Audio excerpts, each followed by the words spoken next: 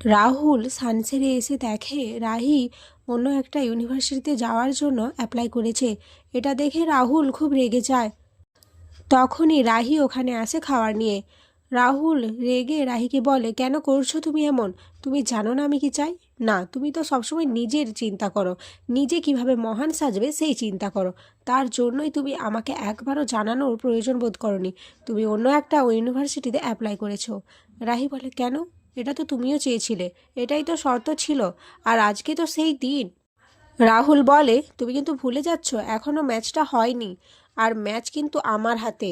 রাহি চুপ করে থাকে। তারপরে বলে, তুমি কিন্তু এরকম কিছু করবে না রাহুল। তুমি আমার জন্য নিজের দেশ কীভাবে ছোট করতে পারো না, আর তাছাড়া আমি তোমার কে হই?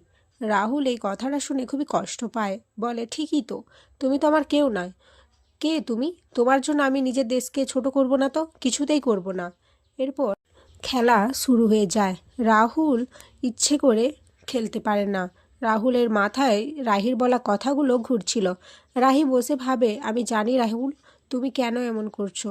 তুমি তো একবার মুখ ফুটে বলতে পারতে, কিন্তু না, তুমি কিছুই বলছো না আমাকে। কিন্তু এভাবে তুমি হেরে যেতে পারো না, আমাকে এভাবে ছোট করে দিও না।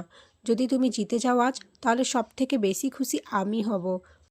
আমি মাথা উঁচু করে থাকবো, সে আমি তোমার থেকে যত দূরেই থাকি না কেন। এরপর রাহুল নিজেকে ঠিক করে। রাহুল বলে, না, আমি কিছুতেই নিজের দেশের কাছে ছোট হয়ে যেতে পারবো না, আমি কিছুতেই হারতে পারি না। তারপরে রাহুল খেলাতে জিতে চায়।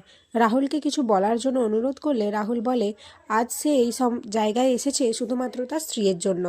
কারণ সবাই যখন তাকে ভুল বুঝেছিল, সবাই যখন ভেবেছিল তার কেরিয়ার শেষ হয়ে গেছে, তাই আমি চাইছি আমার এই প্রাইজ আমার স্ত্রীর হাতে তুলে দেওয়া হোক। রাহুল এতে খুবই খুশি হয়ে যায়। তারপরে রাহির হাতে প্রাইজটা তুলে দেওয়া হয়। কিন্তু রাহুল রাহিকে বলে, এবার তো তোমার মুক্তি, তাই না রাহুল? রাহির এটা শুনে খুবই খারাপ লাগে। তো বন্ধুরা, তোমাদের কি মনে হয় রাহুল আর রাহি কি এবার আলাদা হয়ে যাবে চিরদিনের মতো? অবশ্যই কমেন্টে জানিও।